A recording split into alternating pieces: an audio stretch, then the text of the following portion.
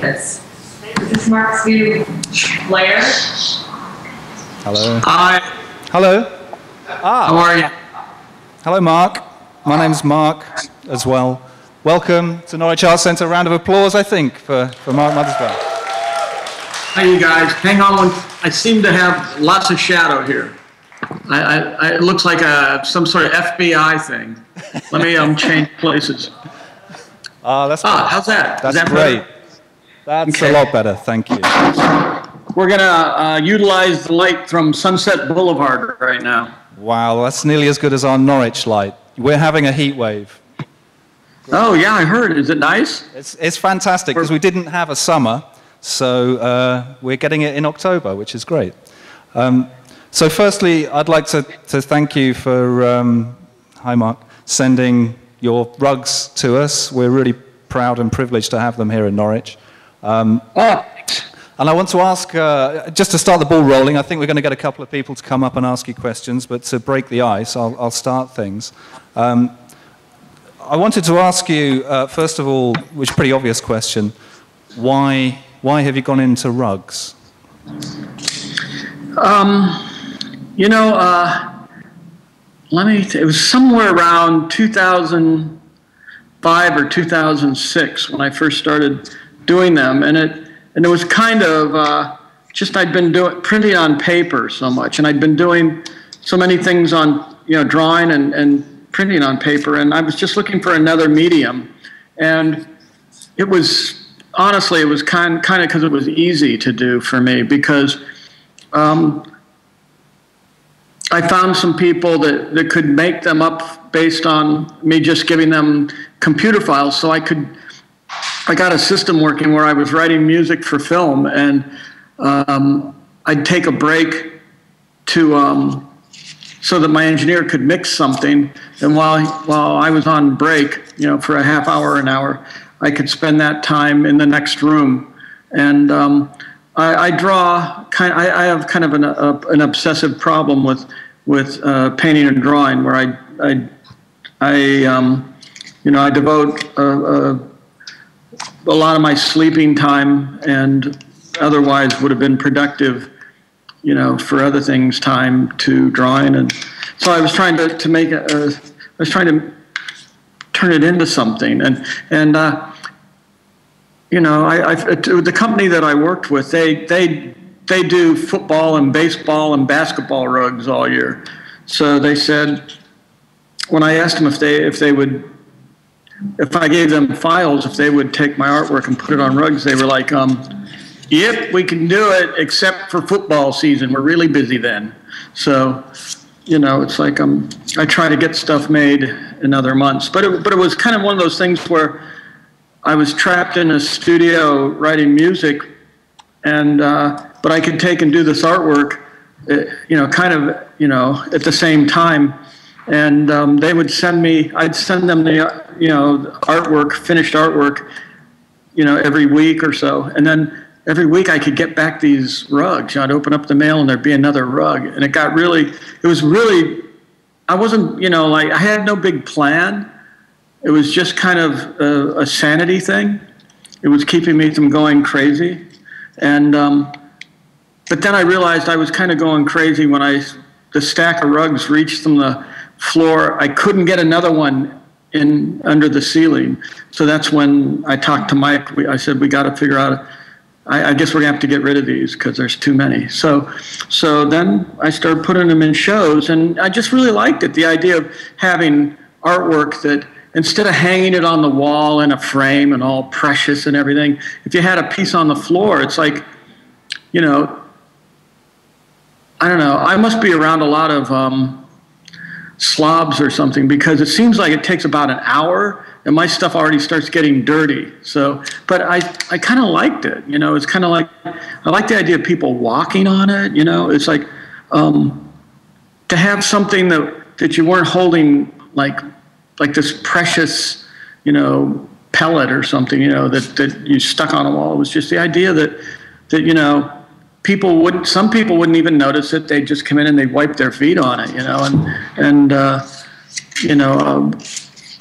I remember kind of one of my favorite moments was I got one of the rugs of a guy. There was a man's face on the rug was the biggest thing, and a director I was working on a movie with, he came over to my house with his wife and his dog and some little Maltese or what, I don't know what, it's one of those things that have a really high-pitched bark, and it came into the room and it immediately did like one of those tricycle scoots right across the face and looked like he had a scar on the side of his face.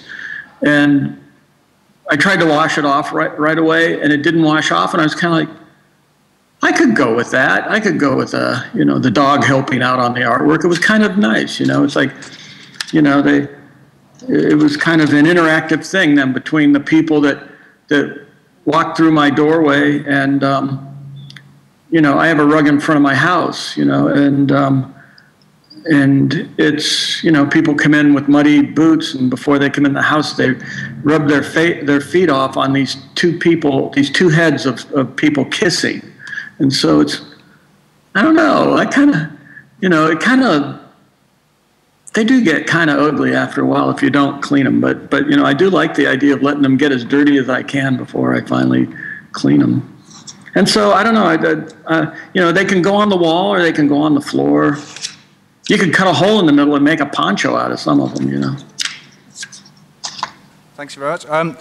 Another question I'd like to ask is, not only has your artwork obviously appeared in more traditional frames, your postcards and your beautiful mutant photographs, and now rugs, I've also seen your work on teapots and this kind of stuff. And I'm wondering whether there's a home furnishings plan that you have, and how important the home furnishings are to you as an artist.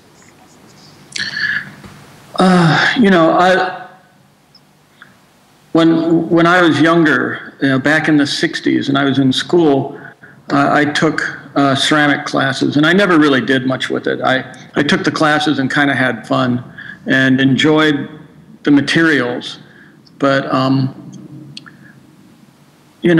like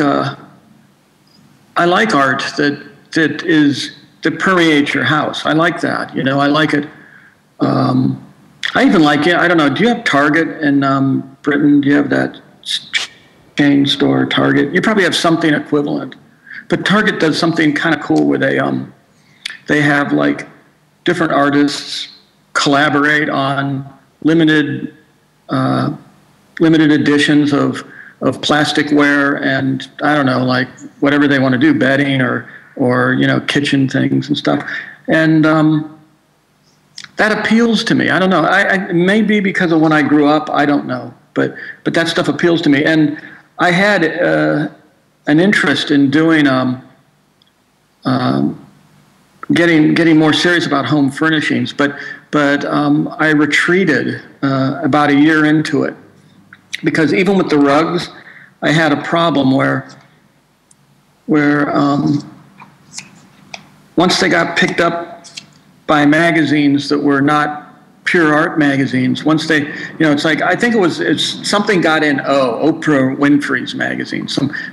They did some article and they had a bunch of rugs in it, and I started getting calls from people, from, like I'm in California, and they're like, this woman from Arizona called up and said, I saw this rug that you did, and I want to know, can you make me one like that? And can you make the orange color more match the paint in my bedroom?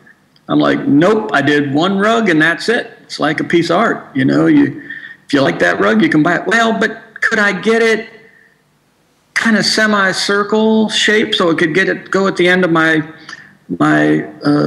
king-size bed? And I said, when it's yours, you can do what you want to it. It'd be easy to cut up. Just need a pair of scissors. And she said, but I want to get the color changed. And I said, well, I don't know how you do that. You might have to paint it to do that. She said, I'm coming out there to see you. So she came out and she argued with me about making her a rug just for her. And I'm like, you know what? I just do these for the fun of it. And I'm not really an interior decorator. And she just wouldn't take no for an answer. I had to start hiding in my studio. She would fly out to to my studio and be upset and like challenge the people at the dish. I saw his car back there, and it'd be like, well, his car's back there, but he's gone somehow. And so it's just, so I kind of retreated from interior. It made me shy away from other things, and I did. I don't know how many plates or water pitchers or other things that we did make, but I have a set at my house. So just so you know, everybody there is invited, not this year because I'm not going to celebrate it. We have this American thing called Thanksgiving, but this year I'm going to do something with my kids on out in the desert instead. But if you call me up and give me enough advance warning, you can come over and have Thanksgiving dinner, and you can use the plates with me, because that's about the only time they get used now. Some of us may take you up on that, Mark. Does anybody else have any questions, or shall I carry on asking? Because I've got loads. Anybody want to ask something? Kevin? Come up. Got Kev here. I think you might have met him before. Kevin? We met at Minehead. Talking to the mic and talk at the... Hi, Mark. We met at Minehead in 2009. Yes, you were the mayor of Norwich at the time. Yeah. I remember. Hi, Mark. What I would like to ask, if you had a chance to do any film score of any movie, what would it be? To do any what score? Film movie score. Oh, so of one that's already been done, or any in history? Oh God, there's so many movies I'm jealous I didn't get to score. You know, it's like David Lynch was going to cast me in a film he never made called Ronnie Rocket, and then it never happened. And I thought we were going to get to work together sometime, but we never did. And I always wish I could work on a David Lynch movie. Quentin Tarantino, he has brilliant scores. I always wished I would have got a chance to, the world, it's not over yet. We still could work together. I worked with his producer, Lawrence Bender, not that long ago, but I don't know. There's lots of films. If I could have done Darjeeling Limited, I could have helped save the film. Oh, is Wes there? And if you ever come back to England, you can come to mine for tea, because I've got a set of your plates. Oh, okay. Man, okay. Yep. I think it's number 96 of 250. Yeah, I didn't really follow how. See, I'm not really into the marketing of that stuff, so it's I kind of phased out when it got to people were selling them and stuff like that. I kind of lose interest at that point, because my interest is just creating it. Well, I got them off eBay cheap. I'm glad you got them. You're choking me up here. Great, okay. Cool. Thanks, Mark. Thanks. Okay, anybody else got a question? Shall I ask one in the meantime, while we're waiting for you to think one up? Somebody got one? Okay, I'll ask another one.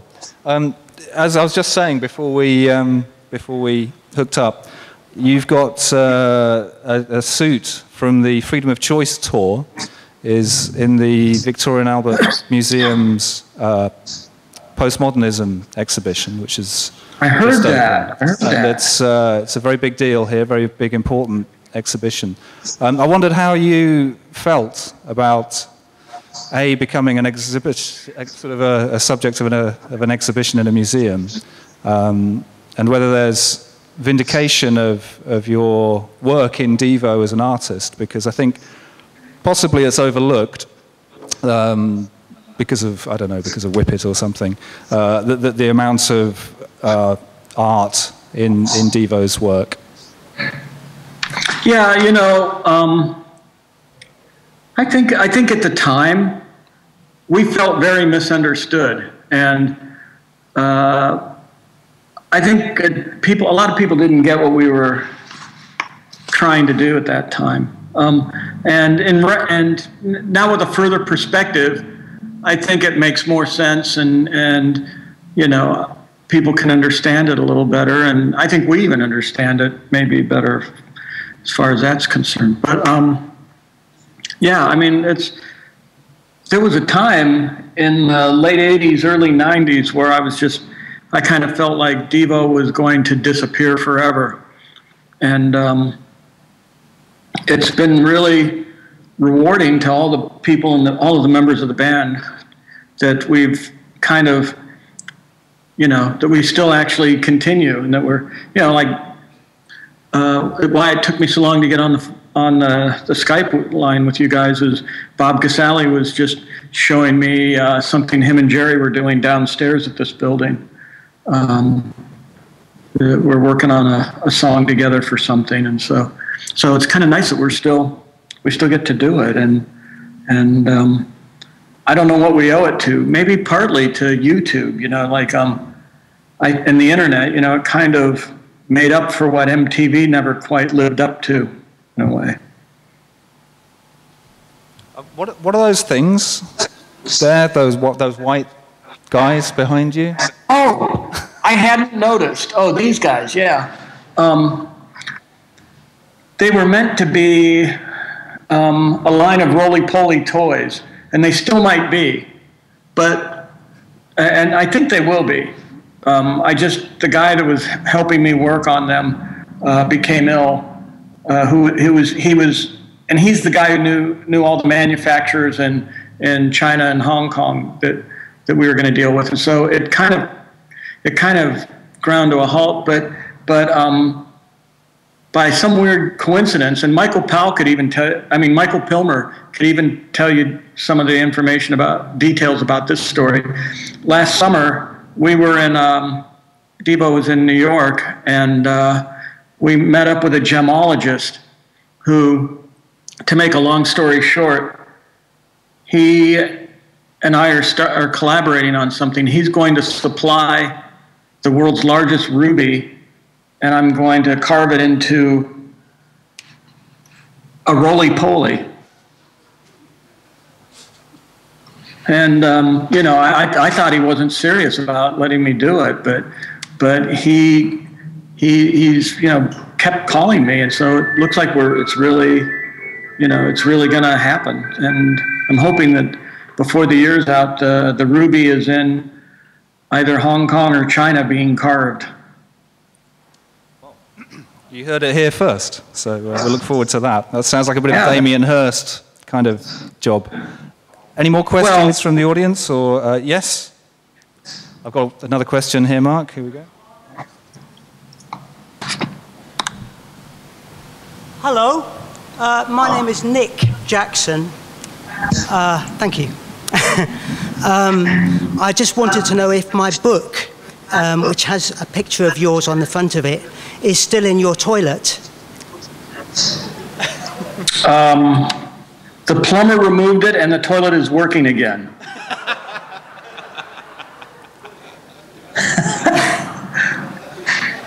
No, your book is in a revered place. Let me see if I can find it. Where is your book? Oh no, you know what? It'll be just my luck. I'm gonna walk there, and let me see. Well, I can show you what's there now. I don't know.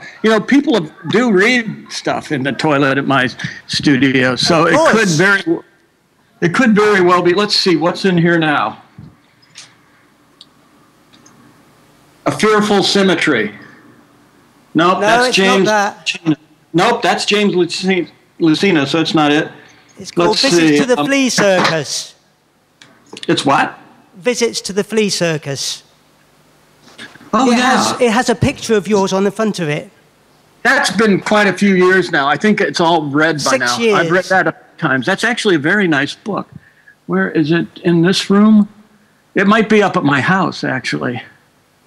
That's a beautiful book, actually. Very good book. Well, it has a lovely picture on the front, anyway. Did we ever meet? We never met, did we? No, we never met. But you did tell me when we spoke before, you told me that my book was in your toilet.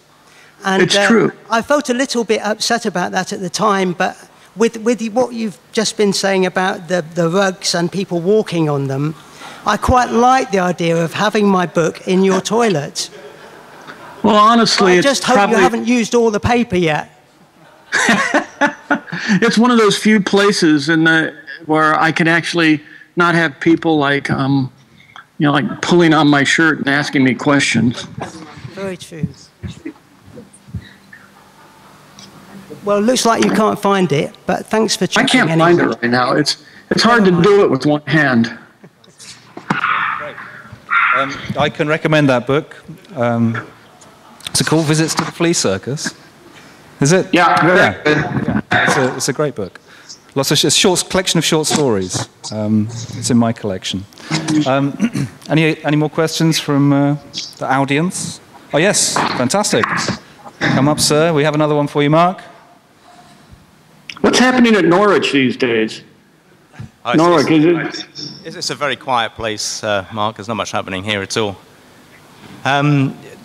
Just a quick question, really. We've worked in a variety of different media. Music, obviously, film scores, art. What gives you the most fun out of all the artistic stuff that you do? Sex. Let me think. I don't know.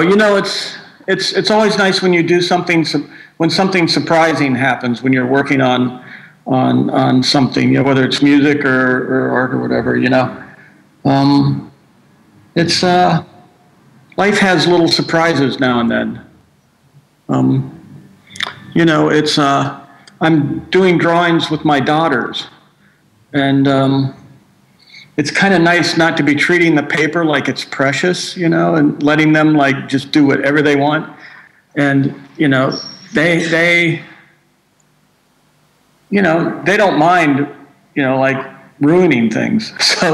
So it's kind of, it's like you got to let go to work with them. And it's teaching me some things, I think. Great. Thank you.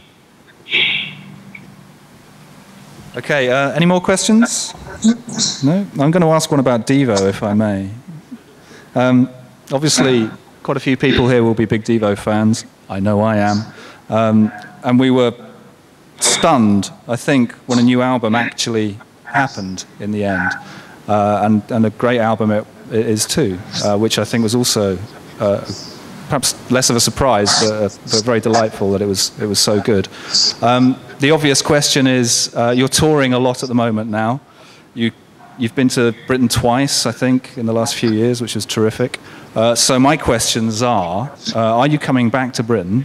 And is there going to be another album? And if there isn't going to be another studio album in the near future, are you going to start unlocking some of the archive stuff again?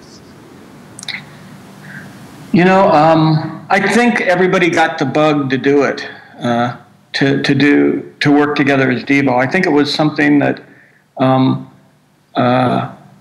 that I think we're all going to want to do some more. I mean, like I said, we were working on something today, the last couple of days, and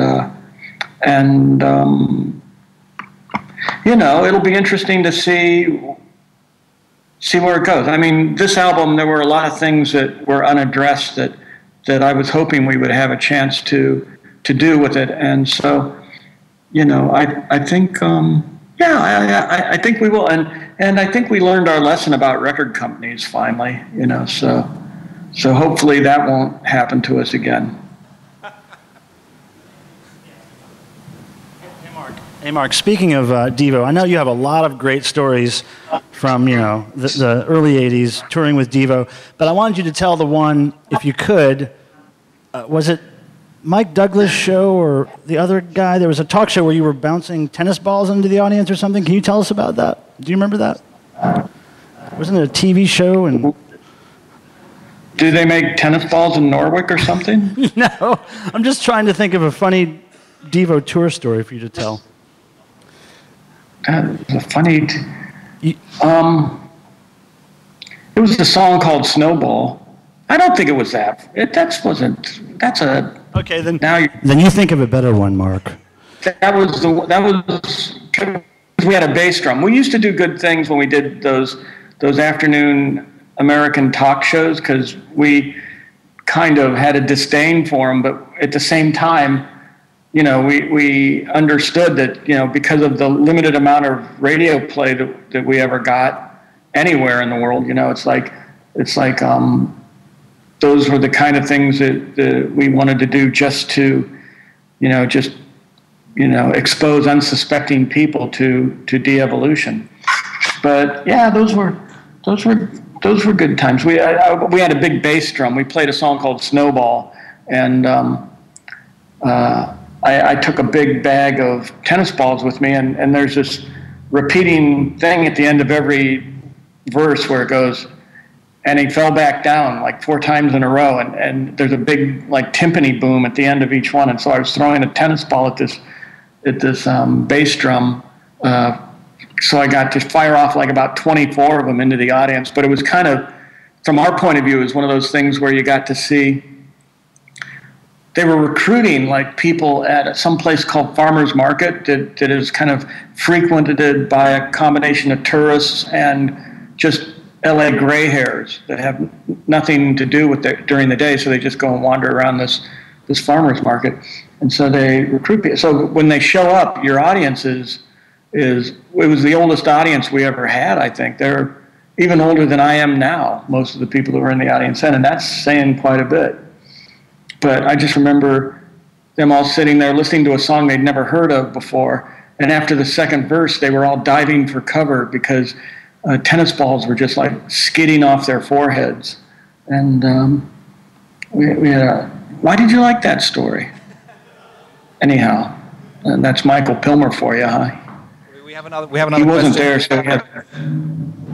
there, so he has fond memories of that one. I guess you imagine things.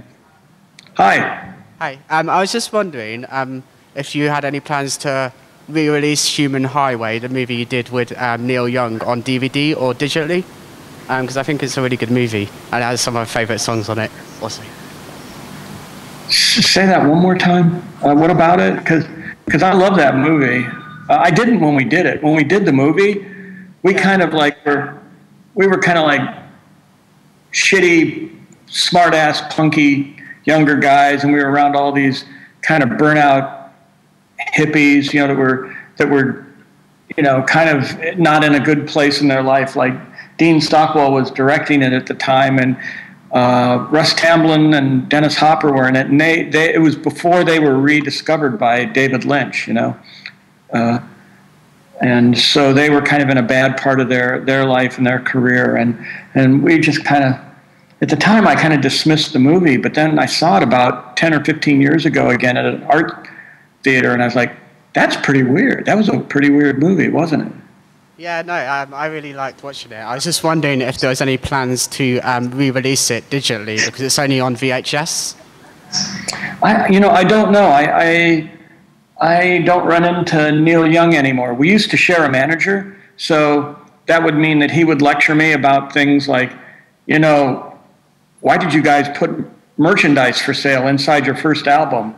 That's not cool. That's not rock and roll to do that. And I was like, are you kidding? That's the greatest part of the album. It was like the back page of a comic book to me. I thought, the idea that you could buy all this stuff that went along with your album, I thought was cool. But it was, so I don't know. I haven't talked to him for a while. The score for that movie, half of it came from, I did an off-Broadway play with Russ Tamblyn. It was an Ionesco play, Man with Bags. And then the other half, and you can tell the two different styles. One is kind of like pre-Pee-wee's Playhouse, and that's my stuff. And then the other stuff is Neil, and his stuff sounded all kind of like Gary Newman was scoring a movie.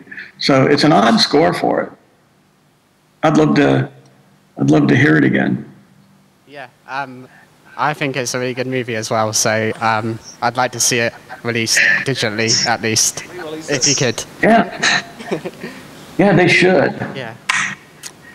Okay, that was all. Thank you. I'm not saying that stuff. They don't even. Matter of fact, they lost some footage that the part of Devo being in that movie was a trade-off. We were going to. We did. What did we do in the mill? We did Come Back Johnny, was it, or Shrivel Up? We did something in cowboy outfits, and then we also did. We played with Takes a Worried Man, and then we jammed with Neil Young on Hey Hey My My. And that's the weirdest part of the film to me, is where he's like taking his guitar and he's laying on top of, I'm in a diaper and a baby's mask with a mini moog on my lap and a playpen, and we're playing this, he's playing his guitar solo, but he's crushing my playpen on top of me. And it's like, I never saw him do anything like that ever again, but that was pretty, he was an interesting guy. He is an interesting guy. I would recommend YouTubing that. It's 9 minutes long, I think. It's one of the most intense, weird things I've ever seen. Do we have any more questions? Anybody else wants to ask anything? No? Okay. Well, I think we're reaching the end here, Mark. Thanks very much for being so generous with your time. I don't know if you have any final thoughts you want to leave us with here in Norwich. And I just have one question. Where should I go if I want to see what people in Norwich do, what the artists are doing there? I'd like to see your art. Where's the best place to see it? Outpost, I'm being told. What's Outpost? norwichartscentre.co.uk. Okay, that's what I'm doing when we hang. What's Outpost? norwichoutpost.org. That's a gallery. That's very good. Or you could just give me a call, and I'll let you know. Okay, great. I'm going to check it out. Brilliant. Okay, well, I'm honored that you guys invited me there. I'm tickled to death that I got to do this today, and that you put my rugs up in your place. I thank you so much for inviting me to Norwich, and I hope I get to come there again sometime. And you're all invited here. You can come. I'll fix you a coffee if you ever come to LA. I'll make you a cappuccino in my green building.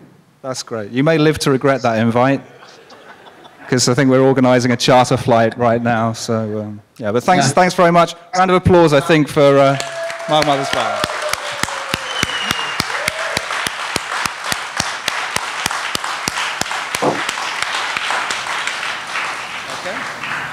Okay, we're done. I think we have to clear the room out now. Stuart's going to say something now. That's making me nervous. He's still there. Hi. Yeah. Here's what it looks like in my studio. Not really. That's just a picture on the wall.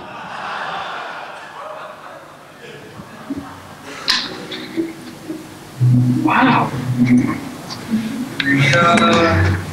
Here's the other room. It's kind of boring in here.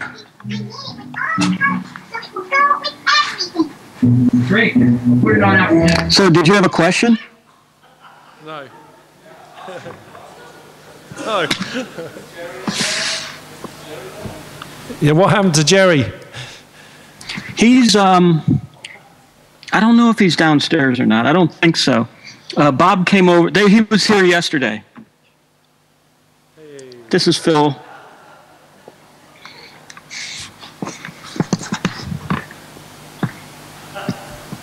There's a movie we're working on.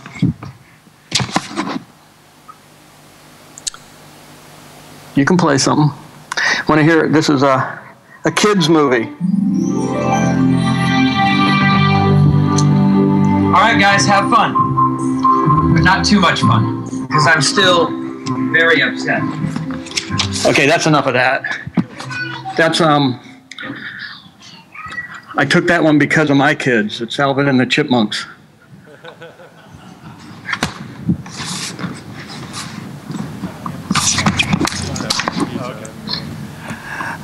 Well, thank you, Mark, for letting us see inside your day job. We're going to have to shut down now and make way for some really noisy bands to play tonight. There's a band from Japan called Bojangles? Bocephus. Boningli. Did I say it right? Boningen. No. Yeah, but anyway, noisy psychedelic Japanese guys with long hair. It's right up your alley. Okay. All right. So you're making me leave. Okay. Yeah, see, the Norwich guys here wouldn't say it themselves. They made me say it. Okay. Spineless. All right, That's Mark. okay. Thank you for your time. Whenever you're ready. Okay. I'm walking out onto Sunset Boulevard right now. Well, is there urine out there right now? There's usually a puddle of urine out there right in front, isn't there? No. No, sorry. Nope. Okay, good. All right, Mark. Well, thank you for your time again. Appreciate it. Okay.